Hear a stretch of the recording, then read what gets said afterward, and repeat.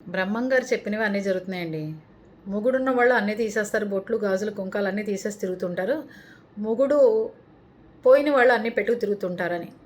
అనసూయని చూస్తే అదే నిజమైంది. జస్ట్ ఇప్పుడే ఏదో రీల్ పెట్టింది. నా గురించి డిబేట్లు పెట్టుకోండి, నా గురించి అసలు ఈవిడ గురించి లాయర్లు రావడం ఏంటి ఆ డిబేట్లకి, పండితులను తేవడం ఏంటి, దాని గురించి ఒక చర్చ ఏంటి?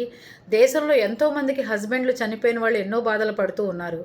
ఎవరన్నా వాళ్ళ ఇష్టారాజ్యంగా చక్కగా అందరి ఇంట్లోనూ ఇప్పుడు మోడర్న్గా ఉంటున్నారు. అమ్మ నువ్వు ఇలా ఉండమ్మా, అలా ఉండమ్మా అని చక్కగా ఉంటున్నారు, అన్నీ చేస్తున్నారు.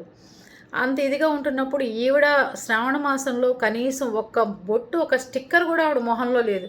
మనం పసిపిల్లల్ని కూడా వదిలిపెట్టాం. పసిపిల్లలకి నల్లబొట్టు పెడతాం, వాళ్ళు స్కూల్కి వెళ్ళడానికి మంచి బొట్టు పెడతాం. మరి ఈవిడని ఎలా పెంచారో ఏంటో కానీ అర్థం కాదు. కానీ ఇప్పుడు కూడా ఒక టీషర్టును ఒక ప్యాంట్ వేసుకుని కావాలని ఆవిడ కనిపించే విధంగా జనాన్ని రెచ్చగొట్టే విధంగా అని చెప్తుంది. మీరు మారర్రా, మీరు నా గురించి మాట్లాడుకోండి అని. ఎందుకు అనవసరంగా ఆవిడ గురించి టైం వేస్ట్ చేసుకోమాకండి. మీరందరూ డిబేట్లు పెట్టి లాయర్లని పిలిచి పండితుల్ని పిలిచి, అది బ్రహ్మంగారు చెప్పిందే నిజం.